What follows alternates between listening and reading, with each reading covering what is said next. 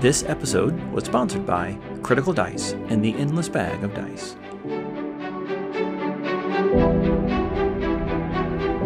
Welcome to the CompenDM, a resource designed to help you spend less time learning D&D and more time actually playing.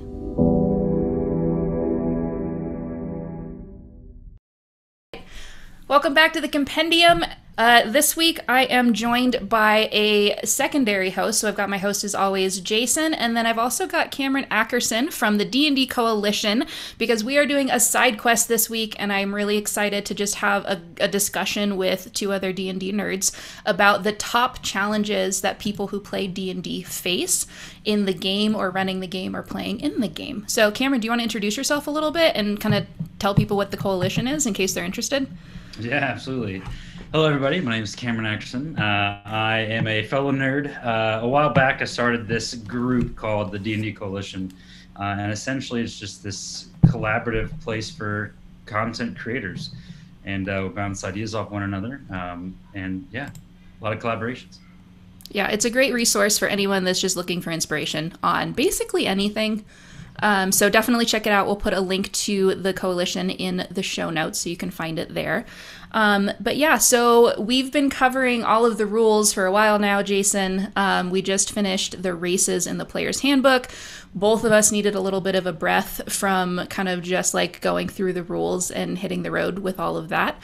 And so we wanted to do something different and take a side quest this week. And so what I did is I went out to some D&D groups that I'm on Facebook and anonymously asked, hey, what's your number one challenge playing D&D? And I got some really great responses. And so I just want to talk through those and share our own experiences with maybe similar problems and offer suggestions for people that are dealing with the same thing that they might be able to try or implement at their table to make gameplay a little bit easier or kind of bring the fun back into it again. Sound good? Yeah, Sounds good. All right. So the very first question on that note is how to ensure that everyone, including the DM, is having fun. That's a really good one. Yeah, it is. Written like a true DM. Yeah. So that's, I think, the biggest elephant in the room, is that delicate dance, making sure that everybody equally feels autonomous and heard, and also like the DM feels appreciated. So I think from a DM standpoint, selfishly, of course, I would say express gratitude towards your dungeon master. And that right there alone will instantly make the DM feel like, oh, this is worth it. They really appreciate all the time I put into this. So for players, that's an easy one. But for a dungeon master, that's definitely a little more tricky. Right. Yeah, for sure. And I think also, too, like Cameron was saying, like the communication, but also I'm a big advocate of setting the tone or preemptive kind of action, the ounce of prevention versus the pound of cure, and setting up the expectation at the beginning of the game and reminding them that this is a collaborative storytelling game and that this is something we do together, and that as the players, they have a really powerful resource, which is the power of choice. And with that choice, they have now a responsibility, like Spider-Man, great power, great responsibility, to use that choice to tell a great story and to make sure everyone's having fun. And hopefully that will mitigate people who are kind of like running off and doing their own thing, and that causes the rest of the table to kind of groan and frustrates the DM or other kind of common behaviors. And so I think just setting that expectation goes a long way. And then if they all agree to it, and then there's a problem down the road, you can say, hey, remember how we talked about this and how I bring it up like every couple of sessions? Yeah, so that's not really happening for me right now, and I wonder if you could help me in having those kind of conversations. I know that's hard because there's a lot of D&D players who hate social confrontation, and it's just one of the many skills you get to learn while playing Dungeons & Dragons, not just math. Yeah, I had an issue with, I don't want to say an issue, but I had a similar situation with one of my games where it seemed like my players were just like not having a good time. And so I basically brought it up. I was like, hey, are you guys like not digging my homebrew? Because I can come up with something else for you. You seem like you just don't want to have anything to do with this.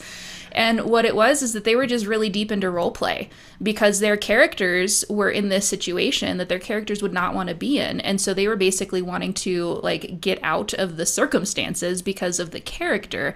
And once I knew that, it made it a lot easier for me to go back to having fun instead of feeling like everything I was doing people were going to hate, because I realized that they were actually super into it. It was just being perceived incorrectly on my end as a DM. Yeah, and that's you got to watch out for that too, because from a DM standpoint, you know, we're behind here. We have all the answers, and it's really hard sometimes to read your players' faces. And I think one actionable thing that you can do is, and this is actually for my player, he told me, he said, you ask basic questions, you're gonna get basic answers. So ask your players. One thing that I do is, like, if I notice a specific player that if they're really into like what we're doing at that time, I'm gonna write down, make a note. So like, okay, Natalia, she really likes it whenever I bring up notes about her family and her character's backstory. So then that's one thing that I know, like as soon as I start mentioning that, she's hooked, she's in. And then, you know, Alan, he really likes it whenever we talk about different magic items and discovering things. So taking notes like that, but then also just asking them, you know, hey, what do you guys want to see more of? More magic items? Do you want more lore, background, story? What would you like to see more of? Right. I think that is really, I mean, it's going to be hard because I think everything we're going to talk about today is going to boil down to like communication, which sounds really nice and fluffy, but it's really hard to do in real life. And so that's going to be the baseline here. But hopefully with some of those suggestions, like you had, like, hey, look at your character sheets, pull out some like nuggets of information that's going to show your players that you were thinking about them and you're sprinkling their backstory into your campaign and kind of draw them in organically is really great.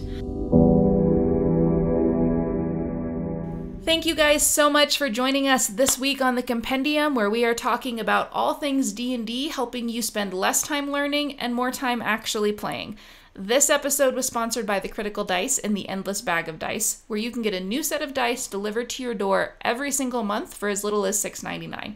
Click on the link in the show notes to learn more. Make sure you subscribe to our channel if you enjoyed listening in this week so that you know every time we push out a new video. And also leave a comment below if you learned something new in this episode that you didn't know before. Thank you so much for listening in. We'll see you guys next time.